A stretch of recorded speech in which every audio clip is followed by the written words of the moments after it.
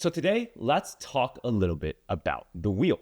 The wheel is probably one of the most common and most popular option strategies on the internet to help generate additional income. So today I want to talk to you guys about what the wheel is, a really beginner-friendly way to trade it, and more importantly, some of the risks and trade-offs that we're making when we're selling wheels so that you can understand how to successfully sell this for the long term. If you guys want more advanced strategies or ways to refine the wheel, make sure you guys subscribe to the channel. So get a pen and paper out, let's get ready. So first things first, what is the wheel? The wheel is just a fancy way of saying we sell cash secured puts, we keep rolling them or we keep opening up new ones after they expire until the day that our cash secured puts get assigned. At that point, we own 100 shares of a stock, which means that we can turn around and start selling covered calls on them. Again, we sell covered calls, we roll them out until they get assigned, which means that the 100 shares that we have then get called away. We sell them away. And at that point, we will have quote unquote made money, theoretically speaking. We'll talk about the risks later on in this video. So let's just reiterate. Number one, when we're selling puts, when we get assigned, we own 100 shares of that stock. And when we sell calls and then we get assigned, we sell those 100 shares of stock, which means that there are two ways we make money in this strategy. One is from the stock being bought and sold when those options get assigned. And two is from the credit we collect when we sell options. And so when we're wheeling, we have to succeed in both aspects. We have to collect enough credit from the options that we sell, and we should theoretically make money from the equity appreciating when we buy it and sell it. Now, that's not always the case. This is why you guys tune into this channel, because we will talk about situations later on in this video about when the wheel breaks. So now that we know what the wheel is, let's talk a little bit about the beginner-friendly strategy on how to sell the wheel. You have to choose a stock that you're willing to hold if you get assigned, because the whole point of the wheel is that you are going to get assigned at some point in time, and that then you can then flip it to start selling calls on it. I highly recommend you guys sell this on larger caps, fundamentally sound, profitable companies, because those are usually the most consistent. And you'll see another reason as to why later on in this video. But for now, let's just say that I really like ServiceNow because of its valuation and the potential growth that it has as cloud AI servers continue to propagate out into the future. So for me, when I like to wheel, I like to sell around 30 to 45 days because it's a monthly strategy for me. Obviously, you guys have tinker the time. And this is IBKR option chain. So right now we're on the IBKR option chain for ServiceNow, and 29 days to expiration. So what we want to do here is then choose a strike price. A very simple way to understand strike prices is to look at this one thing called probability of profit, otherwise known as, for example, delta. A 20 delta means approximately 80% probability of profit. Okay, so you can see 19.7 equates to around 82% probability of profit, give or take. So I like to choose around 75 to 80%, give or take. So we'll just do 80%, it's close enough. If you want to be a little bit more aggressive, you can go to 85, right? Then at that point, you're at closer you are to the money, the lower your probability of profit because you're closer to the strike price. So for me, I like to go around 80 just because it's safer. And for this one, I'll collect around $183. So what that means is when this closes, when I open up this one option, I will collect $183 of credit up front. And if ServiceNow expires out of the money, which is it's above $80 by June 12th, I keep the 183. For example, it goes to $78, then theoretically, I will get assigned and I will then buy 100 shares of that stock at $80 a share. Now, if this expires out of the money, you keep doing this month after month by selling it at your 20 delta or 15 delta, 80% probability until you get assigned. And you can see month after month, you're collecting credit. Now, let's assume that on this one, I got assigned on June 12th because ServiceNow fell to $78 a share. You turn around and you own 100 shares of that stock, right? Which means that you can then turn around and start selling calls on that one option. So let's assume that today I own 100 shares of ServiceNow. I then do the same thing on the call side. I go, let me find the 80%, 75 to 80% probability of profit on the call side. So I'm assuming it's going to be around $100.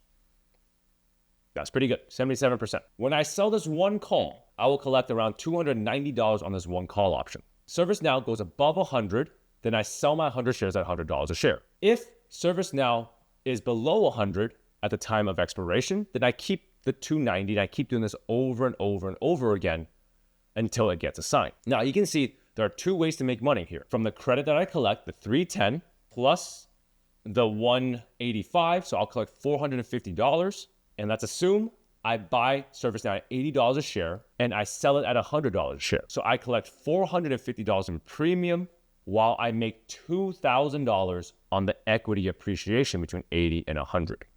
Okay, so total out for this one wheel, you'll make $2,450. So let me show you this in reality by giving you an example of one wheel that has not yet been assigned. So I can demonstrate this concept called cost basis. Now, so take a look at NVIDIA. I've collected $69,000 of premium, up 38.1%, and I'm currently selling it at a strike price of 180. NVIDIA is currently like 220 right now. So you can see I started at 100, all the way down, roll, and now I'm at 180. And throughout this whole time, I have not yet been assigned. And this is a really good idea to share with you guys a concept that is called adjusted cost basis, which is the average price of an option after your premium is accounted for. So right now, because I'm selling at $180 a share and I've collected or close to $7,000 of premium, my cost basis is at $111.50. So the way the math works out is each option is 100 shares, right? And so by dividing this number by 1,000, I'm at $68.50 a share. And I subtract that from the strike price I'm currently selling it at. So 180 minus 68.5 is $111.50. So when I get assigned and I start selling calls on NVIDIA, as long as I sell it above my cost basis, I will be profitable. So you can tell by running the wheel relatively successfully, you don't really have to worry about your cost basis, because even if I were to get assigned at $180, if I were to sell a call at $180, I will still be up, right? I will collect credit and I'll make money on my equity. Okay, so let me give you another example. Here is a TSM wheel. I sold some puts, I got assigned, my cost basis was at 195 and 200, so I got two puts that I got assigned. So my average cost basis at assignment was $186.76 because it took into account the amount of credit that I collected. Now, if I were to sell calls on top of it, as long as I sell above my cost basis, I will make money. So you can see here, I've been selling covered calls all over and I'm at $460 now. But you can see, even as I sell calls, right, here, my cost basis continues to lower, right, from $186 all the way down to $105.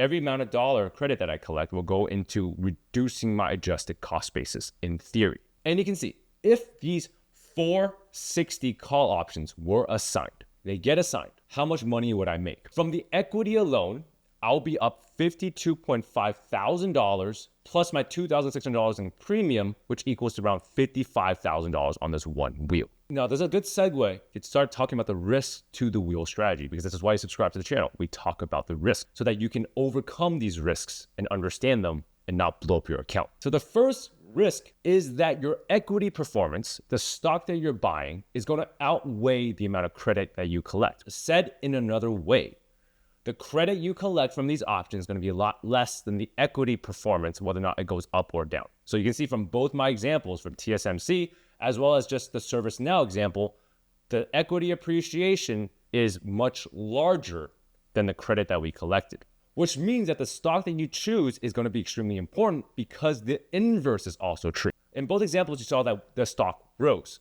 But what happens if the stock drops? That is where things get a little tricky. And there is a really good example here of a guy trying to sell puts and wheel a stock called Riot way back in like 2021, 2022. He was selling it basically close to all-time highs at like $40 a share. I think actually Riot did a consolidation. They did 2-to-1 consolidation because back then it was around $80. Let's say that he got assigned close to $40 a share. He's tried selling calls, but you can see all the way down to this downswing, you're unable to sell calls. Why? Because your adjusted cost basis is now above the strike price. So if my adjusted cost basis, for example, is around $40 a share and Riot is at $20 a share, in order for me to be profitable, I have to sell it above 40. If I'm further away from the money, I get a lot less credit. And so when I'm selling puts or calls at $40 a share, number one, I'm getting very little credit.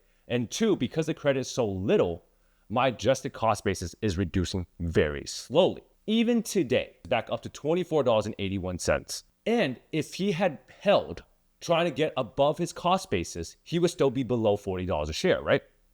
Let's just even say $30 a share. He'd still be below it. So he's not even profitable on the wheel, which means that if he held throughout all of this, he would have lost 4 years of just putting the money in the stock market at the S&P 500 at a 15% annualized clip. And so the underlying is extremely, extremely important. And if he decided to get out at the bottom, you can see he lost close to 90% of his total asset value. So no amount of premium that he's collecting from the calls or the puts is going to make back that 90% loss. We should only be selling puts on stocks that are consistent, profitable. And that is why I said earlier on in this video that we are only selling puts and wheel on companies that are very stable, preferably mid-cap to large-cap companies that have profit margin and large free cash flow. And there are other examples on Reddit, on the internet for this specific scenario where your strike is below your adjusted cost basis, and it just makes selling calls very difficult on the wheel side. So let's talk about the second pain point when it comes to wheeling. So let's go back to Premium Insights and take a look at this example. So this is a wheel that actually my wife completed. She had a cash secured put at 700, got assigned at $700 a share, right? Her adjusted cost basis was $637.61. Perfect, right? She turned around and sold a covered call at 685. 685 is above your adjusted cost basis of 637.61, right? And so if it gets called away, you'll make money. So see what happens. Her adjusted cost basis is now $614.61. And it got called away at 685. So she made a total of $7,000. Her net premium is $8,500, but she lost money on the equity here, which is $1,500. It's for a total net gain of $7,000, a 10.1%. And here you might think that's pretty good. ASML now is at $15,871. So if she had not sold a covered call on ASML and just continued to sell it very far away, or just didn't sell covered calls at all, the equity appreciation from $700 a share to $1,587 is close to $887 a share, which means that she would be up on just the equity $80,000. $8,000 premium, $80,000 in equity appreciation. So the downsides to the wheel is that you have to actively, continually do this when the calls go in the money, right? A lot of people tend to try to roll them out. You'll see this on Reddit. I'll post a couple posts here just so you guys to take a look. But because the calls are now in the money, you're missing out on the equity appreciation, right? So a lot of people continue to roll out the options, hoping that the stock will retrace. And you have to understand that you are not trying to maximize profit here, because when you're selling calls, just with any call option strategy, you are cutting off your equity appreciation. You have to let those shares go. If you don't want to let those shares go, you can adjust your wheel to start selling your calls a lot later on in the cycle, like you saw with my TSMC wheel, right? I started selling calls when the TSM shares got to $430 a share, a price that I'm willing to part at. And we'll talk more about that in a more advanced video on how to sell the wheel. So make sure you guys subscribe. And so the downsides to your wheel is that the equity will be less than what it can be. But because of that, you have to let those options go so that you can free up the capital to start wheeling again, right? So once this wheel goes away at 685, you start selling again at 700, getting assigned, and then wheeling it again, right? Doing it as often as possible so you can make as much return as possible, right? You're going to lose out on equity, and that's okay. Let those shares go. All right, so this is a beginner-friendly version of how to sell the wheel. If you guys want to learn more about wheels, make sure you guys subscribe to the channel. And if you guys want me to make a masterclass, let me know down in the comments section below, similar to what I did with the put selling and the credit spread masterclasses. Now, if you guys have any questions, let me know down in the comment section below. And if you guys want to try out Premium Insights, link is down below as well. Now, if you guys want to check out those 2 masterclasses, I'll link them in the end screen right here. And like always, if you have any questions, drop them down below. And stay safe in the market. Until next time, peace.